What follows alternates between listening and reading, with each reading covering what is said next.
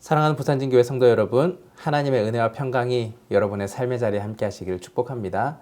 오늘 우리에게 주신 하나님의 말씀은 예레미야 16장 1절로부터 13절까지의 말씀입니다. 여호와의 말씀이 또 내게 임하여 이르시되 너는 이 땅에서 아내를 맞이하지 말며 자녀를 두지 말지니라. 이곳에서 낳은 자녀와 이 땅에서 그들을 해산한 어머니와 그들을 낳은 아버지에 대하여 여호와께서 이와 같이 말씀하시오니 그들은 독한 병으로 죽어도 아무도 슬퍼하지 않을 것이며 묻어주지 않고 지면의 분토와 같을 것이며 칼과 기근에 망하고 그 시체는 공중의 새와 땅의 짐승의 밥이 되리라. 여호와께서 이와 같이 말씀하시되 초상집에 들어가지 말라. 가서 통곡하지 말며 그들을 위하여 애곡하지 말라. 내가 이 백성에게서 나의 평강을 빼앗으며 인자와 사랑을 제함이라. 여호와의 말씀이니라. 큰 자든지 작은 자든지 이 땅에서 죽으리니 그들이 매장되지 못할 것이며 그들을 위하여 애곡하는 자도 없겠고 자기 몸을 베거나 머리털을 미는 자도 없을 것이며 그 죽은 자로 말미암아 슬퍼하는 자와 떡을 떼며 위로하는 자가 없을 것이며 그들의 아버지나 어머니의 상사를 위하여 위로의 잔을 그들에게 마시게 할 자가 없으리라. 너는 잔치집에 들어가서 그들과 함께 앉아 먹거나 마시지 말라. 만군의 여호와 이스라엘의 하나님께서 이와 같이 말씀하시니라. 보라, 기뻐하는 소리와 즐거워하는 소리와 신랑의 소리와 신부의 소리를 내가 내 목전 내 시대에 이곳에서 끊어지게 하리라. 내가 이 모든 말로 백성에게 말할 때에 그들이 내게 묻기를 여호와께서 우리에게 이 모든 큰 재앙을 선포하심은 어찌 됨이며 우리의 죄악은 무엇이며 우리가 우리 하나님 여호와께 범한 죄는 무엇이냐 하거든. 너는 그들에게 대답하기를 여호와께서 말씀하시되 너희 조상들이 나를 버리고 다른 신들을 따라서 그들을 섬기며 그들에게 절하고 나를 버려 내 율법을 지키지 아니하였음이라. 너희가 너희 조상들보다 더욱 악을 행하였도다. 보라, 너희가 각기 악한 마음의 완악함을 따라 행하고 나에게 순종하지 아니하였으므로 내가 너희를 이 땅에서 쫓아내어 너희와 너희 조상들이 알지 못하던 땅에 이르게 할 것이라. 너희가 거기서 주야로 다른 신들을 섬기리니 이는 내가 너희에게 은혜를 베풀지 아니함이라 하셨다 하라. 아멘. 예레미야는 하나님께 부르심을 받은 후에 하나님의 말씀을 있는 그대로 전해야만 했습니다. 전하고 싶지 않았던 자기 민족의 멸망에 대한 예언에 대해서도 반드시 선포해야만 했습니다. 그래서 주위 사람들에게 이 내용 때문에 외면당하는 일도 당하기도 하였습니다. 선지자는 말로만 선포하는 것이 아니라 행동과 곧 삶으로써 하나님의 말씀을 선포하는 사람이기 때문입니다. 이번에 하나님은 예레미야에게 특별한 삶의 명령을 하셨는데요. 하나님의 진노를 더욱더 생생하게 전달하기 위하여서 예레미야에게 세 가지의 상징적인 행동을 말씀하십니다. 첫째, 아내와 자식을 두지 말라. 아내와 자식을 두지 말라. 오늘 본문 1절과 2절 말씀입니다. 여호와의 말씀이 또 내게 임하여 이르시되 너는 이 땅에서 아내를 맞이하지 말며 자녀를 두지 말지니라.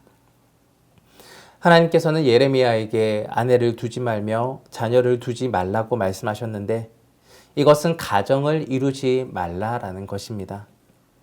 앞으로 이스라엘 땅에는 무서운 환란이 닥칠 것인데 이 환란 때에는 차라리 아내와 자식, 가족이 없는 것이 더 나을 것이기 때문입니다.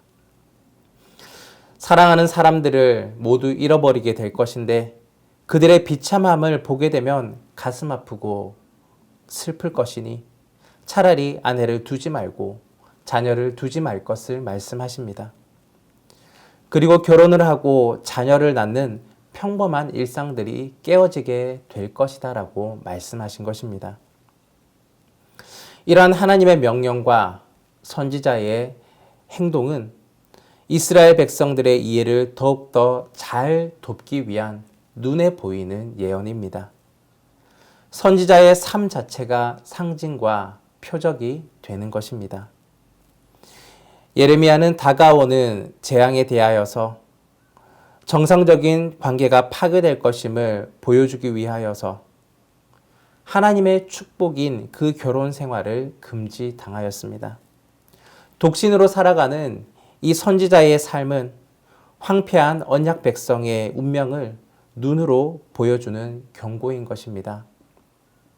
이스라엘 백성들은 이러한 선지자의 말과 행동의 그런 모습을 보면서 앞으로 임할 심판의 메시지를 깨달아야 하고 또 회개해야만 합니다. 이렇게까지 하나님께서 말씀을 전달하셨는데 그들이 돌이키지 않는다면 하나님의 심판이 말씀과 모양으로 보여주신 그 모든 대로 반드시 임할 것입니다. 둘째, 초상집에 들어가지 말라. 초상집에 들어가지 말라. 5절 말씀입니다. 여호와께서 이와 같이 말씀하시되 초상집에 들어가지 말라. 가서 통곡하지 말며 그들을 위하여 애곡하지 말라. 내가 이 백성에게서 나의 평강을 빼앗으며 인자와 사랑을 제함이라. 여호와의 말씀이니라. 아멘. 하나님께서는 예레미야에게 초상집에 들어가지 말라고 하십니다. 이스라엘이 하나님의 심판을 받을 때에 그 어느 누구도 그 슬픔을 위로하지 않을 것입니다. 지금까지 이스라엘의 평강은 하나님의 인자와 또한 하나님의 사랑의 결과물이었습니다.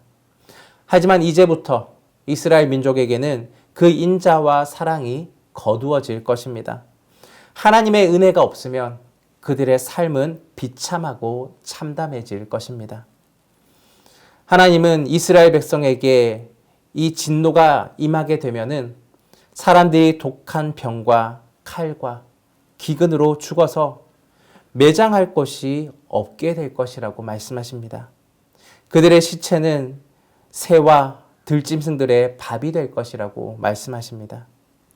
큰 자든지 작은 자든지 모두 죽게 되어서 애곡할 사람조차 없게 될 것을 말씀하시는 것입니다.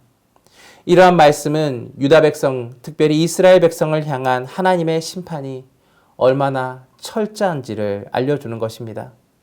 하나님께서 심판하실 때 거기서 빠져나갈 수 있는 자는 한 사람도 없을 것입니다. 예레미야는 다가오는 이 재앙 앞에 누군가를 애곡하고 슬퍼할 여유조차 없을 것이니 초상집에 들어가지 않고 또 애곡하지 않는 그러한 행동을 통하여서 자신의 민족에게 경고의 메시지를 보여주는 것입니다. 이것 또한 앞으로 일어날 일에 대한 눈에 보이는 경고입니다. 셋째, 잔치집에 들어가지 말라. 잔치집에 들어가지 말라. 오늘 본문 말씀 8절입니다. 너는 잔치집에 들어가서 그들과 함께 앉아 먹거나 마시지 말라. 하나님께서는 예레미야에게 잔치집에 들어가지 말라고 하십니다. 사람에게 있어서 큰 기쁨의 잔치 중에 하나는 결혼 예식입니다. 하나님은 이 결혼 잔치가 있는 집에 들어가지 말라라고 말씀하시고 거기에 모여있는 사람들과 이야기도 나누지 말며 음식을 먹지도 말며 그러한 기쁨을 즐기지 말라고 하십니다. 이스라엘 민족이 현재 누리고 있는 이 기쁨들은 머지않아 끊어지게 될 것이라는 것을 알려주고 계신 것입니다. 너무나 혹독한 재앙으로 이스라엘 땅에서는 기뻐하는 소리, 즐거워하는 소리, 신랑의 소리와 신부의 소리가 끊어질 것입니다.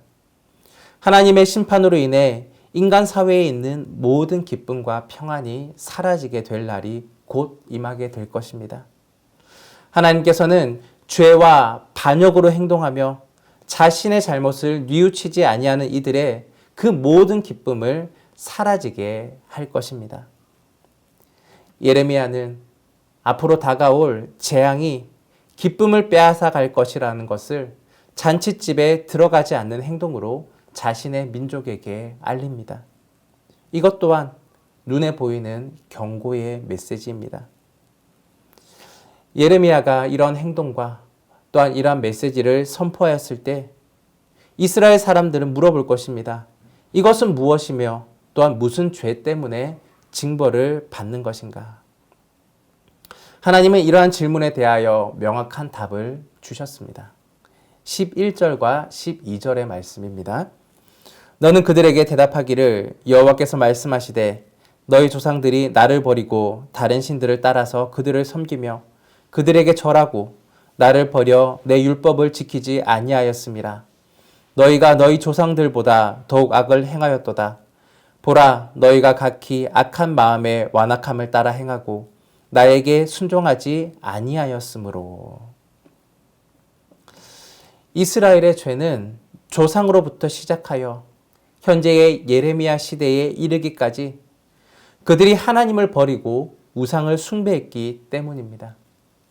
또한 하나님을 순종하지 아니하였고 악한 마음으로 완고하게 행동하였기 때문입니다. 이러한 그들의 행위의 결과는 하나님의 심판입니다. 예레미야는 그 행동을 통하여서 세 가지 메시지로 그들의 삶에 이것들이 이루어질 것을 보여주었습니다. 죄악에서 돌이키지 아니하는 이스라엘 백성들은 그들이 알지 못하는 먼 땅, 먼 곳으로 끌려가게 될 것이고 하나님이 아닌 다른 신들의 섬기는 그 자리에서 영과 육이 모두 포로의 생활을 하게 될 것입니다. 바로 하나님의 은혜에서 멀어진 삶들을 살아가게 될 것입니다. 하나님은 죄나 불의를 묵인하지 아니하십니다. 반드시 그 죄에 대한 값을 요구하시는 분이십니다. 하나님께서 말씀으로 알려주실 때 그리고 눈에 보이는 경고의 메시지를 주실 때에 빨리 깨닫고 그 죄악의 길에서 돌아서야 하는 것입니다. 하나님은 죄에 대해서 심판하시는 공의의 하나님인 동시에 회개하는 자를 용서하시고 받아주시는 사랑의 하나님이십니다.